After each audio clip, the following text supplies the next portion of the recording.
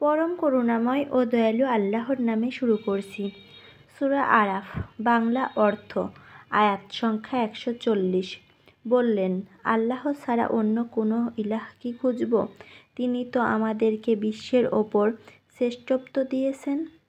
আয়াত সংখ্যা 141।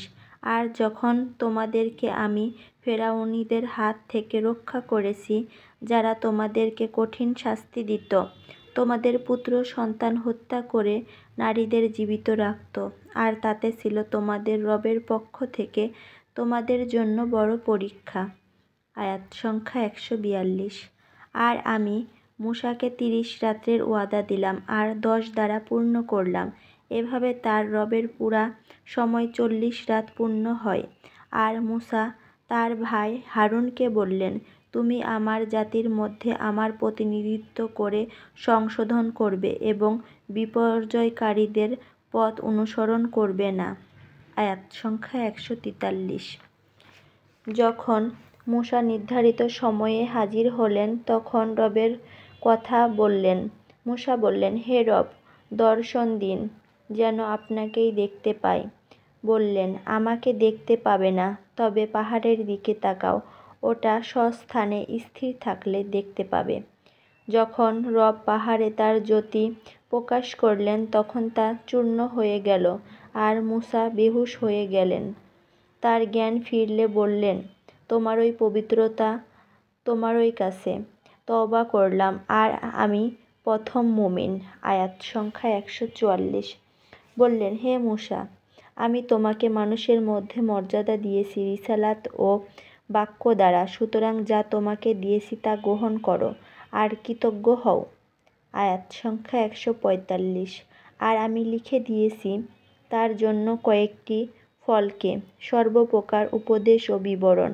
অতএব তোমরা তা শক্তভাবে ধারণ করো আর কাউমকে সুন্দর কথাগুলো মানতে বলো। শীঘ্রই নাফরমানদের তাদের বাসস্থান দেখাবো। আয়াত সংখ্যা 146। আমি ফিরিয়ে দেব তাদেরকে আমার আয়াত হতে, যারা জমিনে অনর্থক অহংকার করে।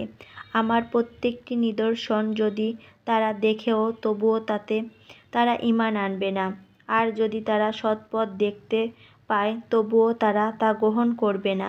অথচ যখন তারা ভ্রান্ত পথ দেখবে তখন তারা তা গ্রহণ করবে। এটা এ কারণে যে তারা আমার নিদর্শনকে মিথ্যা জানে এবং তা হতে তারা গাফিল। আয়াত সংখ্যা 147। যারা আমার নিদর্শন ও আখিরাতের সাক্ষাৎকে মিথ্যা জানে, তাদের যাবতীয় আমল বিনষ্ট হয়। তাদের আমল অনুসারে তাদেরকে প্রতিফল প্রদান করা হবে। আয়াত সংখ্যা 148। আর মূসার কাউম তার অনুপস্থিতিতে নিজেদের অলঙ্কার দিয়ে গোবর্ষ বানালো, যার শব্দ ছিল হাম্বা। তারা কি দেখেনি যে তা তাদের সাথে না কথা বলে আর না পথ দেখায়? তাকে উপাস্য রূপে গ্রহণ করে তারা জালিম হলো। আয়াত সংখ্যা 149। তারপর যখন তারা অনুতপ্ত হলো এবং দেখল যে তারা বিপথগামী, তখন বলল, রব আমাদের প্রতি দয়া না করলে এবং ক্ষমা না করলে আমরাই ক্ষতিগ্রস্ত হব। আয়াত সংখ্যা 150।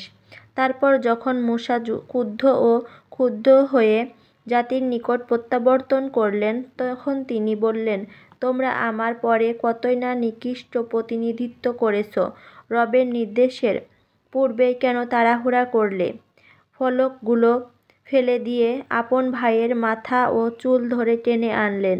ভাই বললেন, হে সহোদর, আমার জাতি তো আমাকে দুর্বল মনে করে হত্যা করতে চেয়েছে। তুমি এমন আচরণ করো না যাতে শত্রুরা খুশি হয়, আর আমাকে জালিমদের দলভুক্ত করবে না। আয়াত সংখ্যা 151।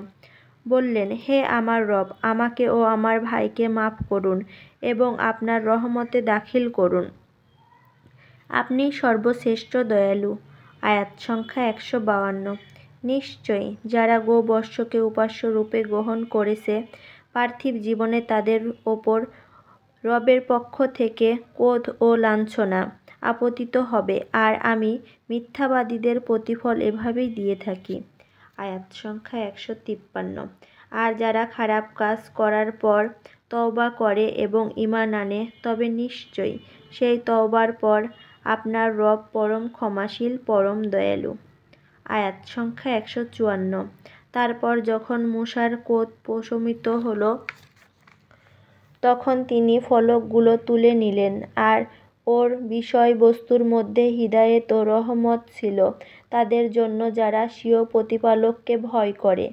আয়াত সংখ্যা 155। আর মূসা বেছে নিলেন তার সম্প্রদায় থেকে নির্ধারিত সময়ের জন্য 70 জনকে। তারপর ভূমিকম্প যখন ঘিরে ফেলল তখন তিনি বললেন, হে রব, ইচ্ছে করলে পূর্বেই তাদেরকে ধ্বংস করতেন এবং আমাদেরকে কি নির্বোধদের কাজের কারণে ধ্বংস করবেন না? এ তো আপনারই পরীক্ষা। ইচ্ছা মতো বিপথগামী ও সুপথগামী করেন। আপনিই আমাদের অভিভাবক, কাজেই আমাদেরকে ক্ষমা করুন এবং দয়া করুন। আপনি শ্রেষ্ঠ ক্ষমাশীল।